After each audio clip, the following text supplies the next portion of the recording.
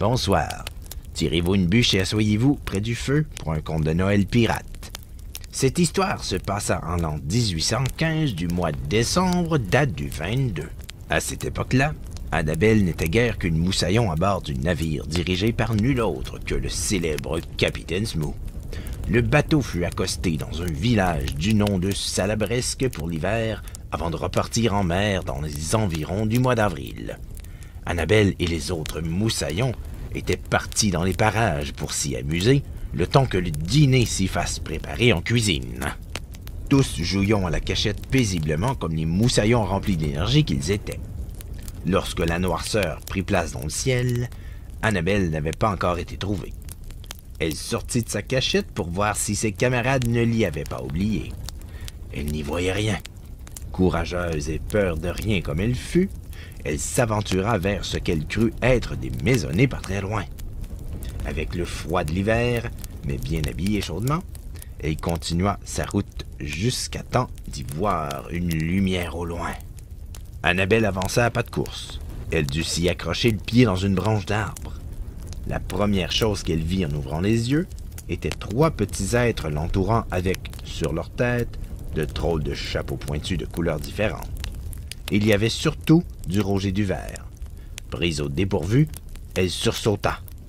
En s'assoyant, Annabelle vit l'un d'eux s'approcher doucement.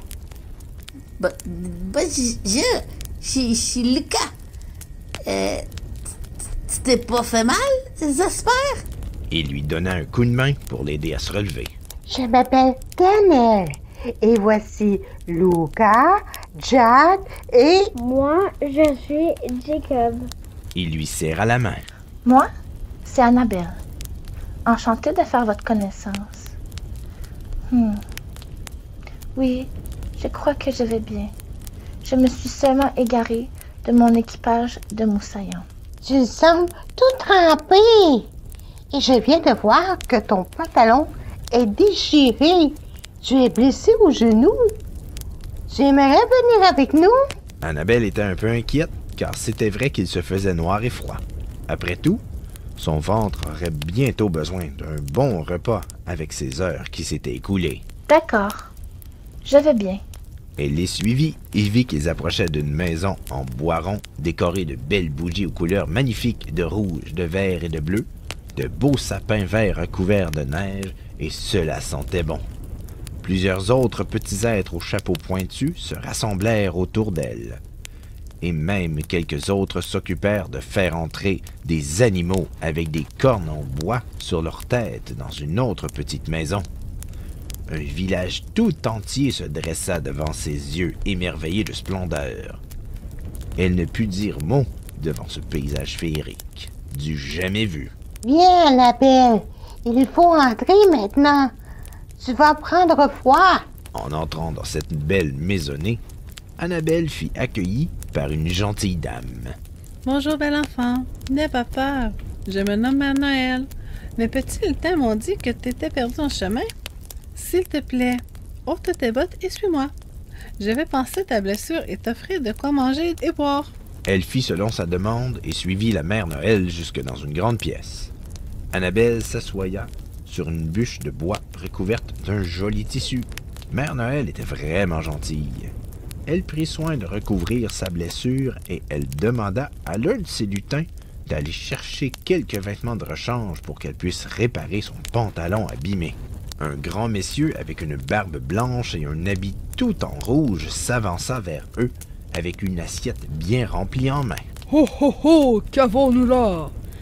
Jack m'a bien dit que nous avions accueilli une visiteuse inattendue. Voici pour toi. Mère Noël nous a préparé un festin à l'approche des fins de préparation de Noël. » Dans cette assiette, il y avait des carottes, des navets, des morceaux de patates et aussi un morceau de pâté, du ketchup aux fruits et un bout de pain encore tout chaud. Merci beaucoup pour votre aide. Jacob s'approcha et lui tendit de jolis vêtements rouges et blancs avec des pantoufles vertes et un chapeau vert.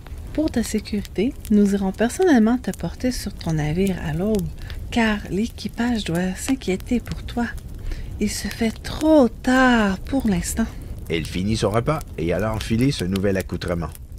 Annabelle se vit dans le miroir. Oh, Tu ressembles à un petit lutin.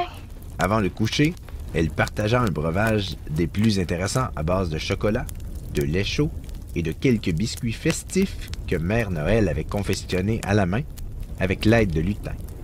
Cette famille lui fit un lit bien chaud auprès des autres lutins. Bonne nuit à vous tous. Et encore merci pour tout. Le lendemain matin, le son de clochettes et de pas la réveilla. Annabelle, Annabelle, réveille-toi, réveille-toi. Bon matin. Viens, nous allons te faire visiter notre village. Dépêche-toi si tu veux avoir le temps de le visiter et de manger avant que le Père Noël ne vienne te chercher pour te ramener chez toi. Annabelle se leva et s'empressa de les suivre. Leur premier arrêt fut d'aller visiter les reines dans les huttes près des écuries. Ces animaux avec des bois sur la tête que tu vois, ce sont les reines. Ils servent à tirer et guider le traîneau du Père Noël pour aller porter tous les beaux joujoux aux enfants la nuit de Noël. Leur deuxième arrêt fit la fabrique de jouets de bois. C'est là où les lutins les plus vieux ont la tâche d'écrire tous ces beaux objets devant toi. Après, on les envoie à la fabrique d'emballage. Nous, notre rôle, c'est d'apprendre les plus vieux, les aider dans des choses que nous sommes capables de faire, comme dessiner sur le papier pour l'emballage, entre autres, peinturer les objets de bois et distribuer les collations pour les pauses. Sheila, fais le tour de nos bâtiments. Tu as des questions? Annabelle n'eut pas le temps de demander quoi que ce soit, car soudainement, Mes chers petits lutins, votre déjeuner est prêt. À table! un verre de lait, des rôtis et un bol de gruau étaient devant elle. En terminant ce repas, un lutin lui rapporta son pantalon réparé par l'un des lutins plus vieux, avec une touche personnalité de tissu rouge et blanc. Elle alla vite se changer pour retourner à bord du vaisseau, où le capitaine Smou et les autres moussaillons devaient sans doute la chercher. Annabelle dit ses au revoir à tous ses nouveaux amis. Le Père Noël l'invita dans son traîneau pour retourner à bord de son vaisseau. Les membres de l'équipage étaient bien contents de la revoir saine et sauve. Annabelle dut expliquer ses aventures à son capitaine et ses camarades. Le soir du mois de décembre du 24, en naviguant les 7 mers, elle se fut réveillée par des sons de clochettes et de pas. Une voix qu'elle reconnut bien lui dit Oh oh oh, joyeux Noël les moussaillons!